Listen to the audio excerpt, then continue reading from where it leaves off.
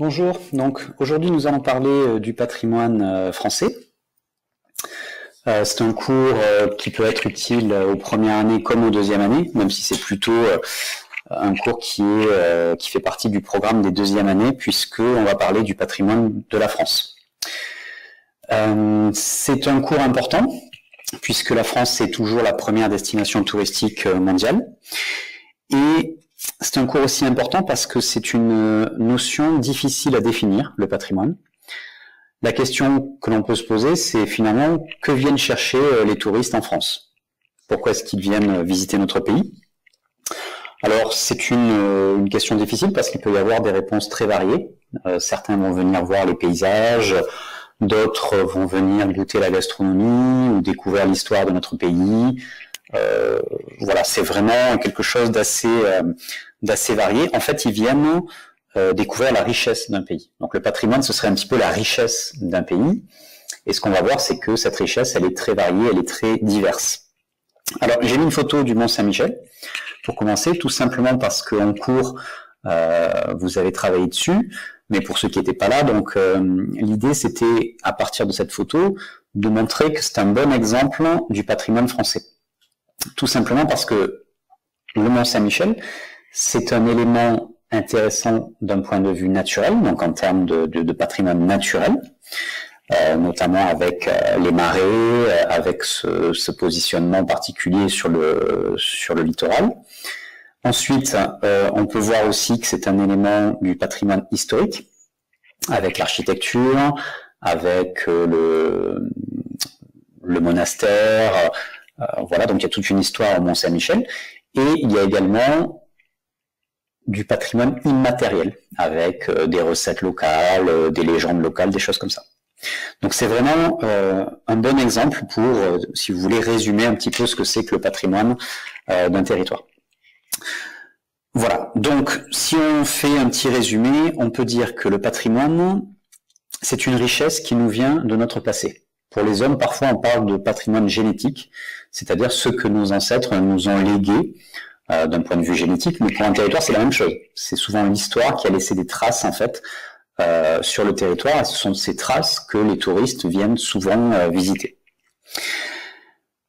Donc, pour essayer de rendre les choses plus faciles, on va créer des catégories. Donc, moi, j'ai retenu 3 catégories.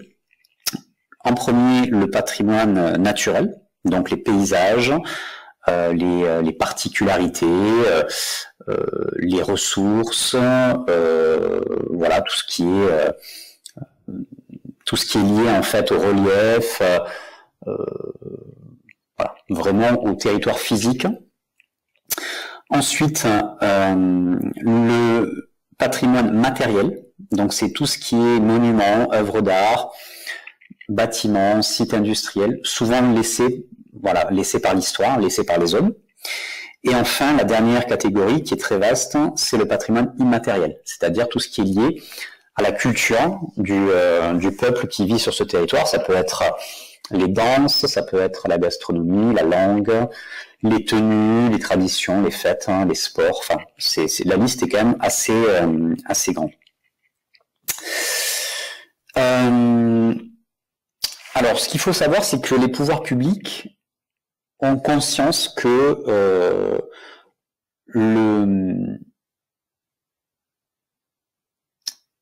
Attendez 2 secondes, voilà. Ont conscience que le patrimoine, c'est quelque chose d'important, qu'il faut le valoriser et qu'il faut aussi le protéger.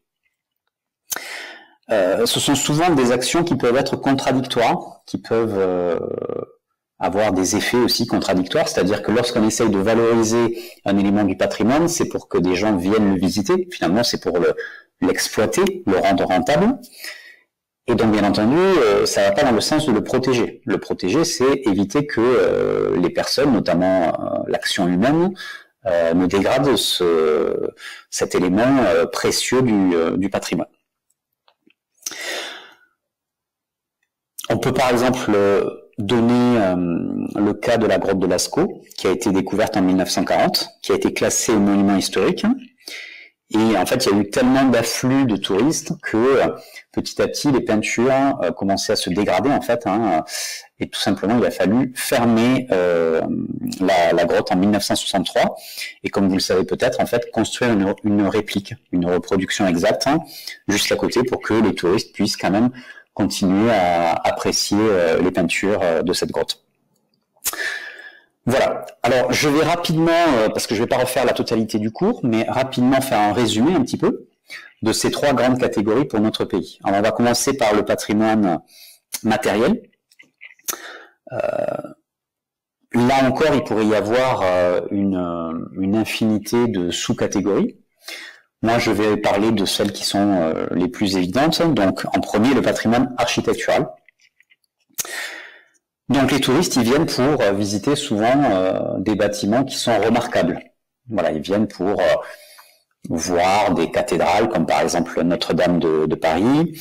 Ils viennent pour voir des monuments qui ont une valeur historique, comme par exemple la forteresse de Carcassonne. Ils viennent pour voir des monuments qui ont une valeur artistique ou archéologique. Voilà. Donc vraiment, le patrimoine architectural, c'est un patrimoine important. Et dans notre pays, on a la chance d'avoir une histoire qui est longue, qui est riche et qui a laissé beaucoup de traces en termes de monuments. Ensuite, on a le patrimoine artistique qui est là aussi, qui fait aussi partie de ce patrimoine matériel. Donc tout ce qui va être les œuvres d'art, notamment voilà les sculptures, les peintures, tout ce qu'on va retrouver dans les musées. Donc là encore, en France, on a la chance d'avoir des musées très important, donc bien sûr la Joconde au Louvre, mais ça peut être tout ce qui est objets, livres, vêtements, voilà. Donc on est dans un pays qui a une culture très riche, donc forcément qui a produit de grands artistes avec des œuvres d'art importantes, mais on a aussi des musées qui recèlent des œuvres d'art de pays éloignés, puisque la France a aussi récupéré de différentes manières des œuvres d'art tout au long de son histoire. Si on continue, on a aussi le patrimoine industriel qui peut être aujourd'hui valorisé et qui peut être visité. Donc par exemple, les centrales nucléaires sont aujourd'hui visitées. Il y a à proximité de Toulouse, à Golfech, vous avez une centrale nucléaire qui régulièrement reçoit des écoles en fait, des classes qui viennent visiter ou des choses comme ça. Voilà. Donc vraiment tout ce qui est le bâti, tout ce qui est matériel et qui est une trace de l'activité humaine peut être valorisé et peut être visité par, en tout cas être un élément d'intérêt pour les touristes.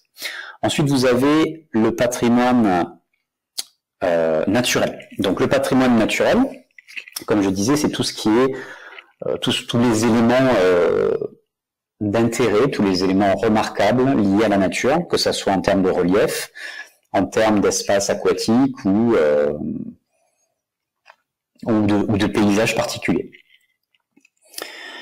Aujourd'hui, on est vraiment dans une période de sensibilisation à la nature, où les touristes recherchent aussi, notamment avec un développement de l'urbanisation, recherchent des paysages vierges, ou en tout cas le plus authentique possible. Donc c'est vraiment un patrimoine qui est important, à la fois à valoriser, mais aussi à protéger. Donc là, je vous ai mis, puisqu'on est dans la région Occitanie, une photo du cirque de Gavarnie, qui est un petit peu en tout cas un des éléments du patrimoine naturel de notre région, qui est très visité.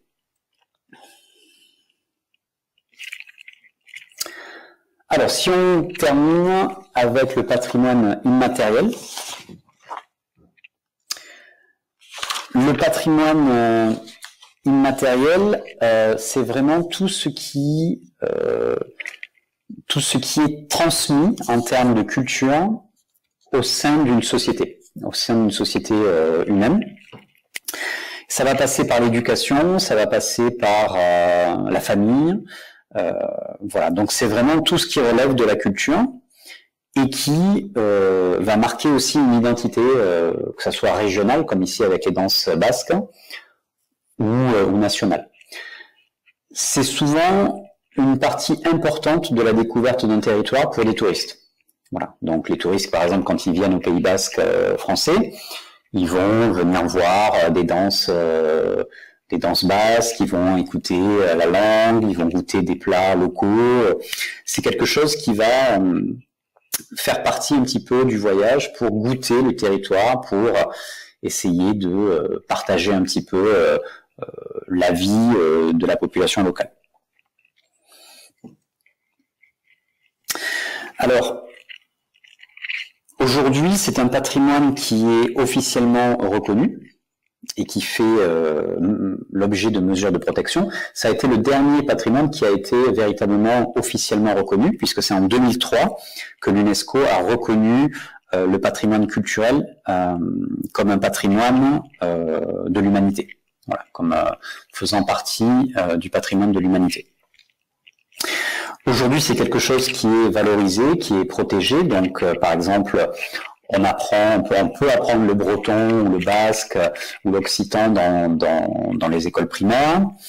À Toulouse, comme vous le savez, dans le métro, vous avez une voix qui parle, qui annonce les stations de métro en occitan.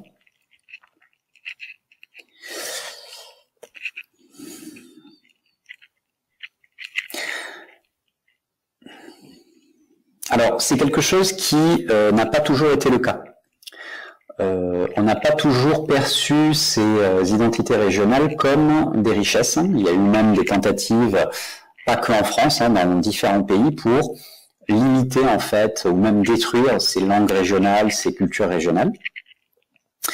Il a fallu attendre le 19e siècle pour voir apparaître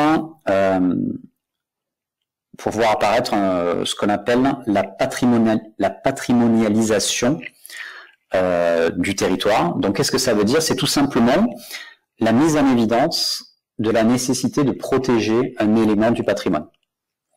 De le protéger pour conserver la richesse et l'identité de ce territoire, à des fins commerciales, touristiques, ou tout simplement à des fins de conservation d'une identité. Alors aujourd'hui, on est totalement dans ce phénomène. On est dans un phénomène de patrimonialisation du territoire qui est très fort, où véritablement on protège de plus en plus les identités nationales et régionales. C'est une tendance qui va de pair avec le développement du tourisme de masse. Bien entendu, plus il y a de touristes, plus il y a une nécessité de leur montrer quelque chose. Et donc, il faut protéger ce qu'il y a à montrer, si vous voulez. Voilà. Donc, on pourrait citer, par exemple, aujourd'hui, les ours dans les Pyrénées qui sont protégés, que l'on essaye de remettre, de réinstaller, de réimplanter. On pourrait traiter de la multiplication des musées, qui parfois sont spécialisés dans des sujets un peu particuliers. Vous avez, par exemple, le musée de la chaussure, voilà, le musée de la prostitution à Amsterdam. Vous avez en fait aujourd'hui une volonté de créer de l'objet touristique dans n'importe quel territoire, ou dans tous les territoires plutôt, pour essayer de capter, d'attirer les touristes. Donc, pour terminer, alors j'essaye juste voilà, de vous montrer quelques exemples. En France, en fait, on a vraiment une très grande richesse sur tous les patrimoines. Donc là, je vous mets quelques photos, notamment du patrimoine naturel en France, avec, par exemple, les falaises d'Étretat, avec le site de Carnac, ça serait plutôt pour le patrimoine historique, le pont du Gard, l'abbatiale de Moissac, proche de Toulouse, bien sûr Versailles, mais on peut aussi parler, par exemple, de patrimoine sportif, avec le Stade de France, de patrimoine immatériel avec, par exemple, dans notre région, le cassoulet, le vin à Bordeaux, voilà, des choses comme ça. Alors, si on devait faire un schéma, un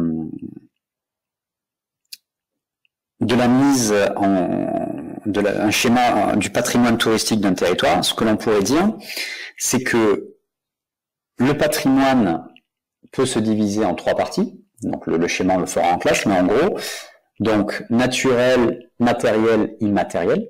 Et à l'intérieur de ces trois catégories, on retrouve ce qu'on appelle des objets touristiques. Donc par exemple, si on parle de la région de Bordeaux, en Nouvelle-Aquitaine, au niveau du tourisme immatériel, dans la catégorie du tourisme immatériel, vous avez comme objet touristique le vin de Bordeaux, le vin rouge, le vin de Bordeaux. Et ensuite, cet objet touristique, forcément, il a des caractéristiques, il a des représentations sociales, il a une mise en valeur, une communication en fait. Tout le territoire va communiquer autour de cet objet touristique pour le valoriser, pour créer des retombées touristiques, commerciales. Et il va aussi bénéficier de protection. Voilà, donc il y a vraiment cet équilibre entre la valorisation et la protection qui interviennent dans tous les objets touristiques. Voilà, j'espère que c'était assez clair. Et on en reparlera en classe. Voilà, j'essaye de faire des vidéos qui sont plus courtes parce que je me rends compte que peut-être que certains d'entre vous ne vont pas jusqu'au bout. Donc j'essaye de résumer beaucoup plus. Voilà. Bon courage à vous et je vous dis à bientôt.